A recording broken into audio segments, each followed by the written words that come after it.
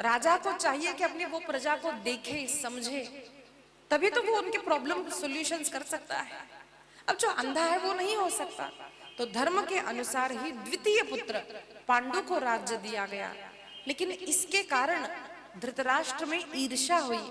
अरे ये तो मेरा है, मेरे पुत्रों को होना है। और दैववश प्रथम पुत्र यानी बड़ा पुत्र भी पांडु को ही हुआ, जिन्हें हम धर्मराज कहते हैं, जो धर्मराज के वंशज है, अंश है। द्वितीय पुत्र वायु का पुत्र भीम हुआ। फिर इंद्र का पुत्र अर्जुन और अश्विनी कुमारों के पुत्र नकुल और सहदेव, ये 5 पांडु के पुत्र होने के कारण पांडव कहलाए।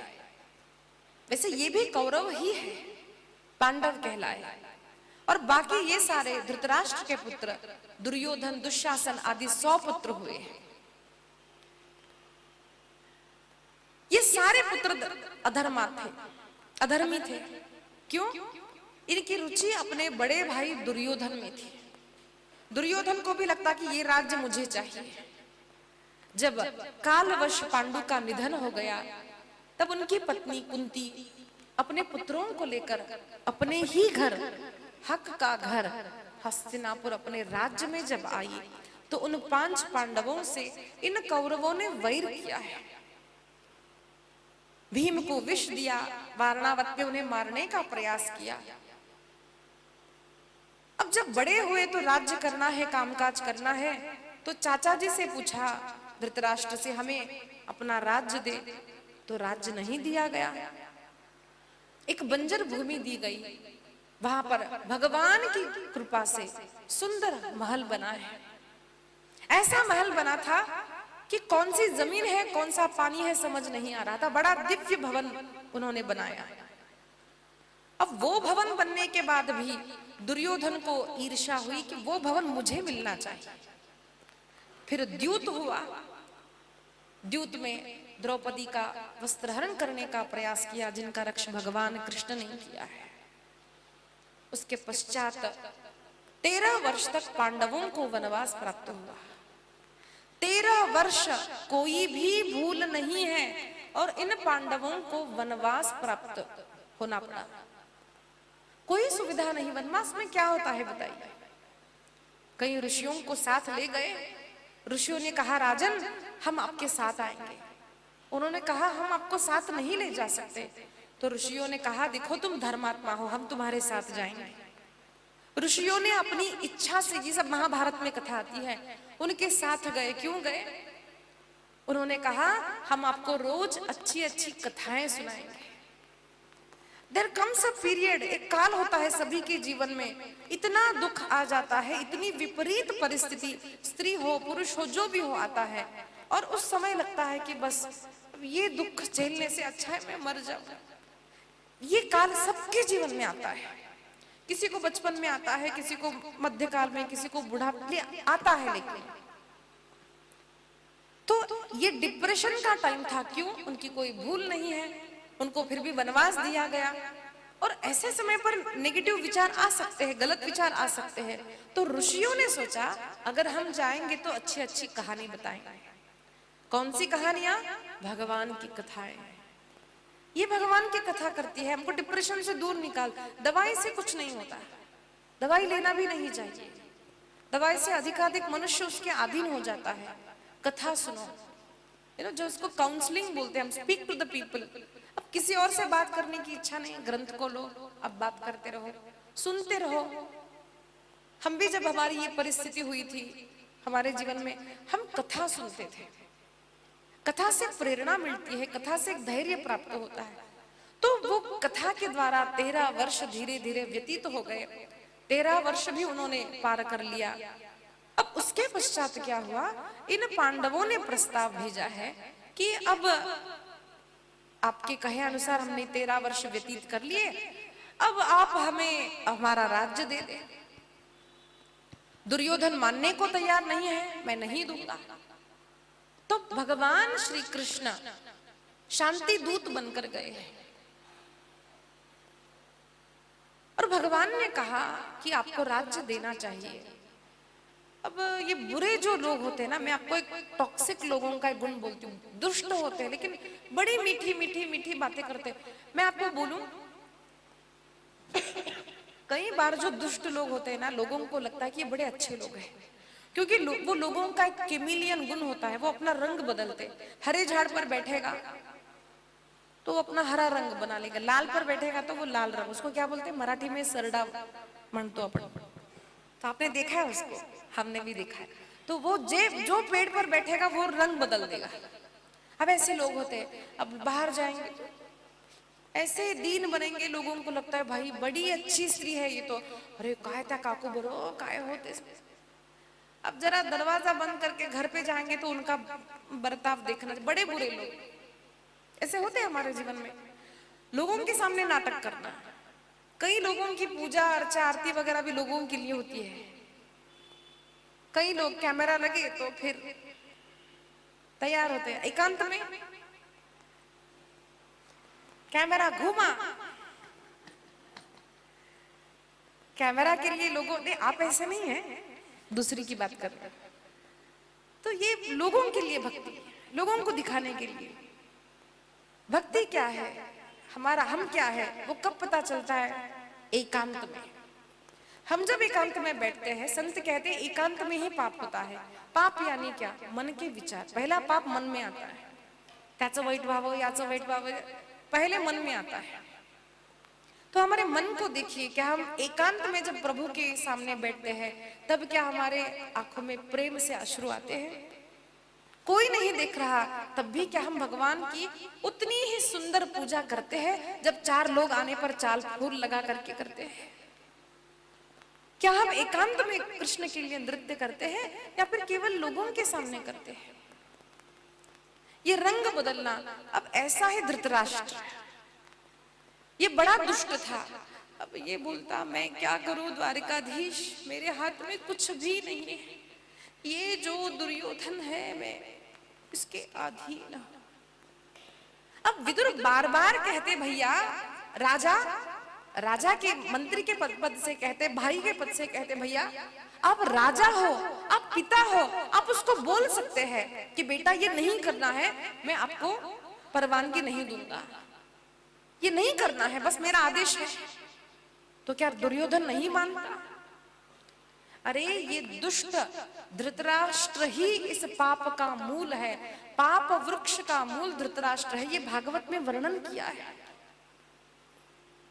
हमको लगता है दुर्योधन है, हमको लगता है शकुनी है, नहीं है। सबको कंट्रोल करने की चाबी इस धृतराष्ट्र के पास थी। घर में भी देखिए कोई बुरा होता है ना, उसका मूल बड़े होते हैं। अब बड़े डालेंगे, वो मेरा बच्चा है सुनता नहीं, वो सुनता, वो कैसा सुनता नहीं? आप बड़े हो, आप बोल सकते हैं, बड़ों को वो अधिकार है, आपको आदेश देना आना चाहिए। ये भगवान को सब पता चलता है। भगवान ने प्रस्ताव रखा, धृतराष्ट्र ने कहा मैं क्या कर सकता हूं, ये बुढ़ाऊ सच्चा अंधा मोहांध था धृतराष्ट्र दुर्योधन के प्रेम में। उसको लगता मेरे पुत्र को ये मिलना चाहिए। यही हमारे जीवन की कथा है, हमारे जीवन में भी हमको यही देखना है। महाभारत सुन के समझ आता है कि हमारे जीवन में दुर्योधन कौन है, शकुनी कौन है। जो भी गड़बड़ी हो रही संसार में, ये हमारे परिवार में या फिर हमारे जो कुछ बुरा हो रहा है ना, टॉक्सिक पीपल होते हैं हमारे पास भी, उसमें मूल ये धृतराष्ट्र कौन है, उसको पहचानना आना चाहिए। ये पहचानने की शक्ति महाभारत आपको दी। अब उसका विस्तार नहीं करूंगी। ये विदुर बार बार कहते। तब कृष्ण ने कहा कोई बात नहीं, आप राज्य नहीं देना चाहते, कोई भी बात नहीं, हमें केवल 5 गांव दे दीजिए। सोचिए इतना बड़ा राज्य है, राज्य नहीं मांग रहे, भगवान ने कहा केवल 5 गांव। तब दुर्योधन ने कहा सुई के नोक जितनी भूमि भी नहीं दूंगा। युद्ध इसके कारण हुआ है, युद्ध द्रौपदी के कारण नहीं हुआ। ये धर्म और अधर्म का युद्ध है। द्रौपदी ने भी कहा युद्ध होना चाहिए, तो भगवान कृष्ण ने स्पष्ट कहा द्रौपदी केवल तुम्हारे केशों के लिए इन सारे सैनिकों के प्राण में गवा नहीं सकता है। भगवान ने पूर्ण प्रयत्न किया कि युद्ध नहीं होना चाहिए। अरे तुम्हारे केशों के लिए तो वैसे भी वो दुशासन का लहू भीम ला सकता है, उसके लिए इतना बड़ा युद्ध ये ठीक नहीं है। ये पढ़ना आना चाहिए आपको। क्यों पढ़ना चाहिए? क्योंकि हमारे जीवन में भी जो झगड़े होते हैं ना, यही होते हैं। त्याना यह मंडल हो, उसने ये कहा, इसने ये, तब करना क्या चाहिए? क्यों ये हो रहा है मेरे जीवन में, वो क्लैरिटी आनी चाहिए हमें। ये हमको महाभारत देती है। तो भगवान ने कहा कि कोई बात नहीं, 5 गांव दो, और वो भी नहीं माना। और दुर्योधन ने अपनी सीमा का उल्लंघन किया और कहा भगवान कृष्ण नहीं, अरे इस ग्वाले को बंदी बना लो। तो भगवान ने अपने विराट स्वरूप का दर्शन करके बताया है, अरे कौरवों, जो मेरा भक्त है मैं उनके साथ हूं, जो धर्म के अधीन है मैं उनके अधीन हूं। और भगवान ने उस कौरवों के घर में पानी तक नहीं पिया है। अब इसके पश्चात युद्ध होने वाला है। तब भगवान ने विदुर जी से कहा, चाचा जी आप धर्मात्मा हैं। कई बार गांव में, घर में एक धर्मात्मा के कारण वो घर टिका रहता है, एक धर्मात्मा के कारण। और भगवान जानते हैं कि विदुर के कारण ही ये कौरवों का नाश नहीं हो रहा है। विदुर धर्मात्मा है। तब भगवान ने कहा, चाचा आप यहां से चले जाइए, आप यात्रा कीजिए, आप युद्ध करें, ये ठीक नहीं है। दुर्योधन ने भी अपमान किया। अरे जिस थाली में खाया उसी में थूकते हैं। अपमान किया है, वो अच्छा बोल रहे थे। कई बार अच्छा बोलने वाला व्यक्ति भी हमको शत्रु लगता है। क्यों? शत्रु कौन है मुझे बताइए, कौन किसका शत्रु है? हमारी अगर बात ना माने, हमारे अनुसार ना चले, तो वो हमारा शत्रु है। यही शत्रु की परिभाषा है। अच्छे के लिए बुरा शत्रु है, बुरे के लिए अच्छा शत्रु है। हमारे अनुकूल होना चाहिए तो बड़ा अच्छा है। इसलिए धर्मात्माओं को एक होता है कि भले आपको मेरा साथ नहीं देना, कोई बात नहीं, सारा परिवार हम छोड़ देंगे, लेकिन हम धर्म नहीं छोड़ सकते। ये संतों का होता है, हम धर्म नहीं छोड़ेंगे। सूरदास जी महाराज जब छोटे थे, अंधे थे, छोटा सा बच्चा। अब ये संसार में ऐसा होता है कि बस अपने पुत्र से, अपनी कन्या से, अपने परिवार से किसी को फायदा हो रहा ना तो अच्छा लगता है। अरे हमारी बेटी, हमारा बेटा, हमारे पिता, हमारी पत्नी, अच्छा लगता है। अब वो अगर हमारा कोई काम का ना होना तो लगता है बस ये चला ही जाए बस घर से। अब सूरदास जी महाराज अंधे थे, किसी काम की नहीं, तो उनके पिता उनको बार बार अवहेलना करते, उनका अपमान करते। लेकिन उनमें एक दैवी शक्ति थी। वो आंख बंद करके भी कुछ भी बोल देते तो वो सत्य हो जाता है कि महाराज जी हमारी गाय खो गई, कहाँ है? तो वो बोलते तो गाय वहीं पर मिलती। तो एक बार उनके पिताजी ने कहा, अरे सारे लोगों को बड़ा बोलता है, आज घर में मेरे 2 सिक्के नहीं दिख रहे हैं सोने के, पता नहीं कहाँ चले गए, मूर्ख कहीं का। अरे तेरा पैर अच्छा नहीं है, अब शकुनी है तू। अनेक अपशब्द बोलने लगे। सबको बताता है, बता मुझे कि मेरे सिक्के कहाँ हैं। तो सूरदास जी ने कहा, बाबा मैं आपको बोल सकता हूं, लेकिन उसके पश्चात मैं घर में नहीं रहूंगा। सोचिए, पुत्र अपने पिता से कह रहा है मैं घर में नहीं रहूंगा। बेटा, पिता ने कहा चले जाओ। अरे अंधा, लंगड़ा, लूला, न कमाने वाला परिवार का व्यक्ति किसी को पसंद नहीं आता। कमाने वाला चाहिए। हमको ऐसा बोलने वाला चाहिए कि बस ये मेरा है। क्यों? उसका नाम हो, उसका संपत्ति हो, तो वो हमको अच्छा लगता है। अब नहीं हो तो वही हमको शत्रु लगता है, वो हमको अच्छा नहीं लगता, वो हमको अपशकुनी लगता है। ये संसार का नियम है। कोई किसी से प्रेम नहीं करता। व्यक्ति प्रेम करता है हमारे धन से, हमारे तन से। जब तक इस तन से लोगों की स्वार्थ पूर्ति होती है, तब तक परिवार प्रेम करेगा। लेकिन एक बार व्यक्ति बूढ़ा हो जाए, लंगड़ा हो जाए, लूला हो जाए, पैसा कमाना छोड़ दे, तो वो व्यक्ति भी भगवान को प्रार्थना करता है, भगवान इसको, ये जीवन की सत्यता है। तब भगवान ने कहा, विदुर जी आप महात्मा हैं, आपके ही कारण इस वंश का रक्षण हो रहा है, आप यहां से चले जाए, आप तीर्थ यात्रा करें। हमारे शास्त्रों में नियम है कि सभी को जीवन में 4 धाम की यात्रा करनी चाहिए, 12 ज्योतिर्लिंगों का दर्शन करना चाहिए। सदैव बार बार समय निकाल करके भगवान के दर्शन को हमें जाना चाहिए। 2 मिनट नाम संकीर्तन करके हम आगे बढ़ेंगे। राधा राधा कृष्ण राधा राधा कृष्ण राधा राधा राधा कृष्ण राधा दोनों हाथ ताली बजाकर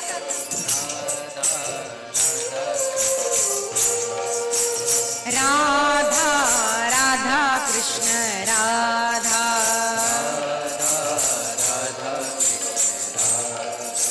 राधा राधा कृष्ण राधा राधा कृष्ण राधा राधा राधा कृष्ण राधा राधा कृष्ण राधा राधा राधा कृष्ण राधा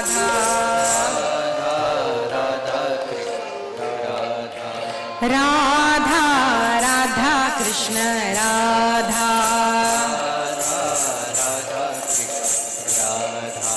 राधा राधा राधा राधा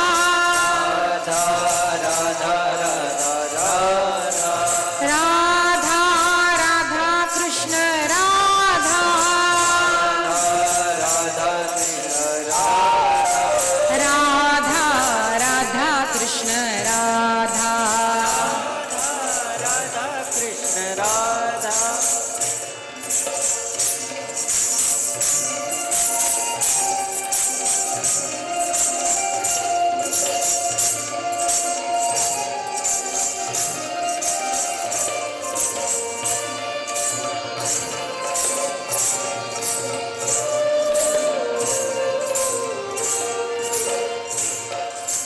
राधा राधा राधा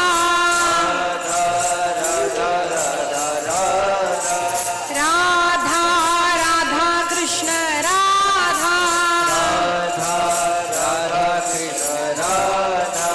राधा राधा कृष्ण राधा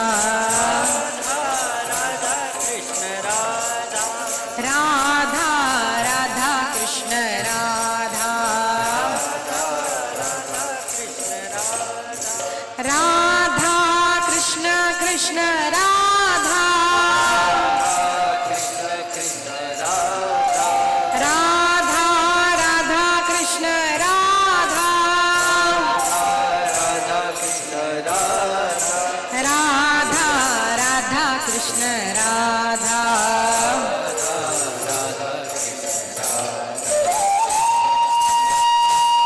श्री राधे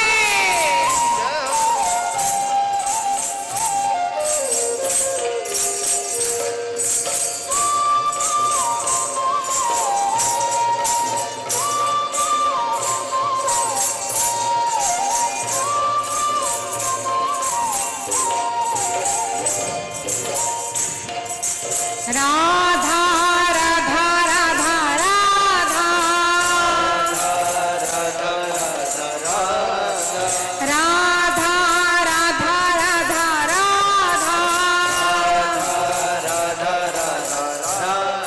राधा राधा राधा कृष्ण राधा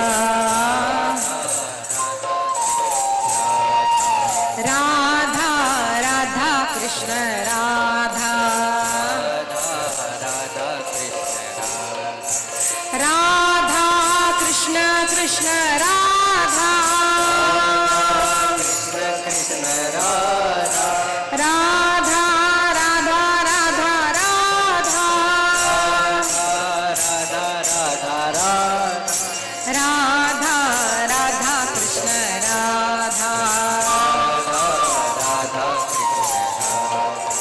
राधा राधा कृष्ण राधा राधा कृष्ण राधा राधा राधा कृष्ण राधा राधा कृष्ण राधा राधा राधा राधा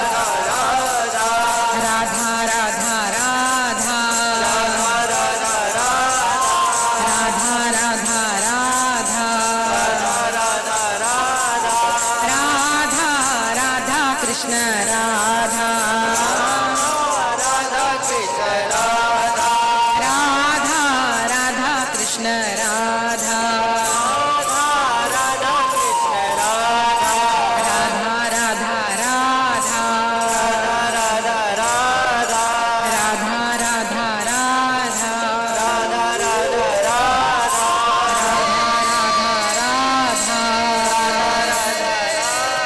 श्री राधा राधा राधा श्री राधा राधा राधा श्री राधा राधा राधा श्री राधा राधा राधा श्री वृंदावन बिहारी लाल की श्री राधा रानी सरकार की ज्ञानेश्वर महाराज की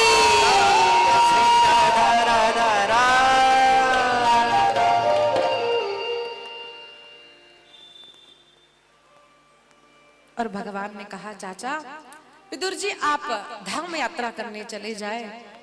तब विदुर जी महाराज जब यात्रा के लिए निकले उन्हें मैत्रेय महर्षि के दर्शन हुए और उन मैत्रेय महर्षि से विदुर जी ने अनेक प्रश्न किए हैं। तृतीय स्कंद का आरंभ होता है। एवमेतत्पुरा पृष्टो मैत्रेयो भगवान् किल क्षत्रावनं प्रविष्टेन त्यक्त्वा स्वगृहमृद्धिमत् यद्वा अयं मन्त्रकृद्वो भगवान् अखिलेश्वरः पौखेन्द्रगृहं हित्वा प्रविवेशात्मसात्कृतम्।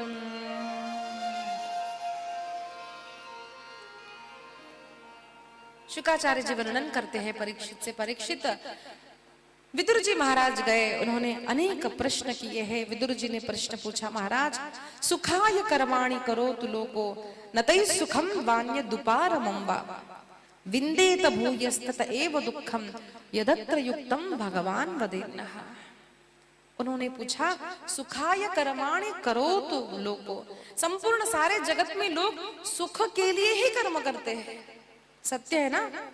हम जो भी करते हैं, घर बार है, संसार है, काम धंधा है, पूजा जो भी हम करते हैं वो सुख के लिए ही सारे लोक में लोग कर्म करते हैं। लेकिन नतै सुखम वान्य दुपारमं वा, अरे सुख तो मिलता है लेकिन उन्हें दुख भी मिलता है। इसका कारण क्या है?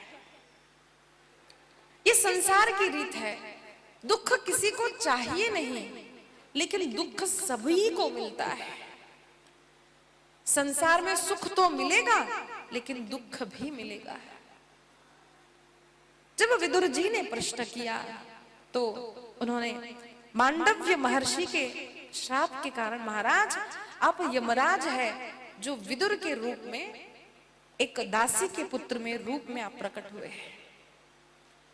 मांडव्य ऋषि परम महात्मा थे, लेकिन एक बार एक राजा ने उन्हें सूली पर चढ़ा दिया,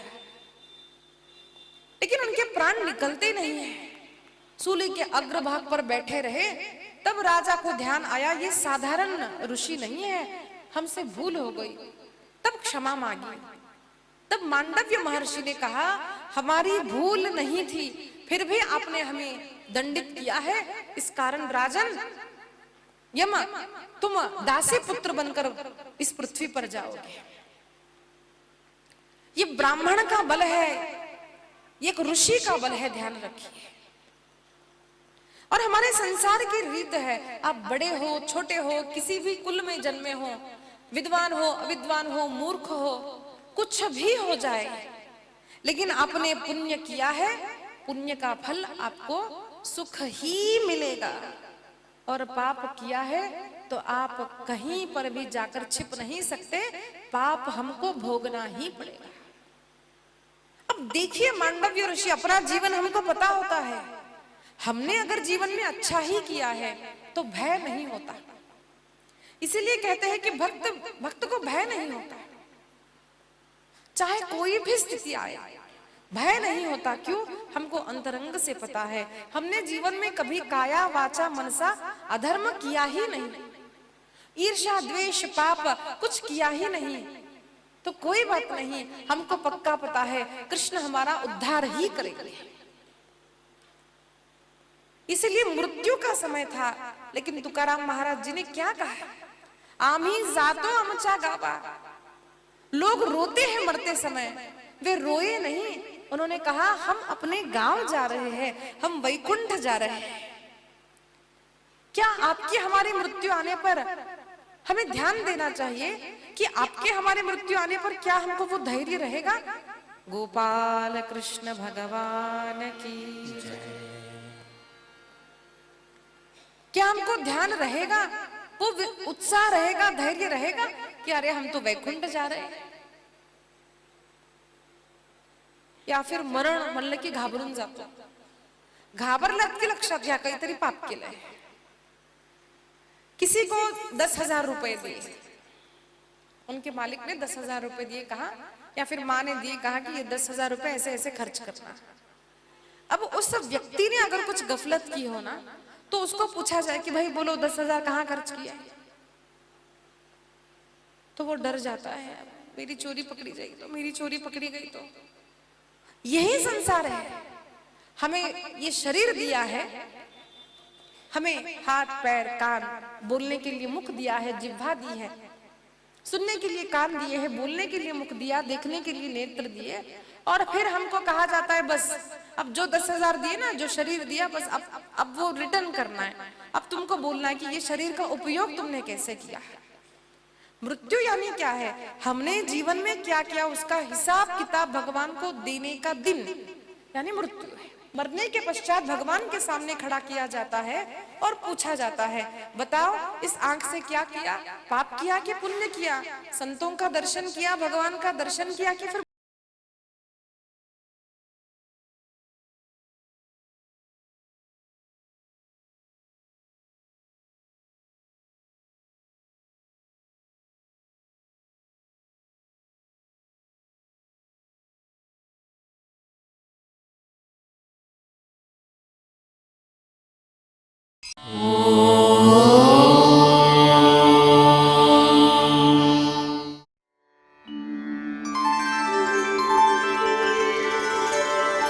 विना वेङ्कटेशं ननाथो ननाथः सदा वेङ्कटेशं स्मरामि स्मरामि। हरे वेङ्कटेश प्रसीद प्रसीद। प्रियं वेङ्कटेश प्रयच्छ प्रयच्छ।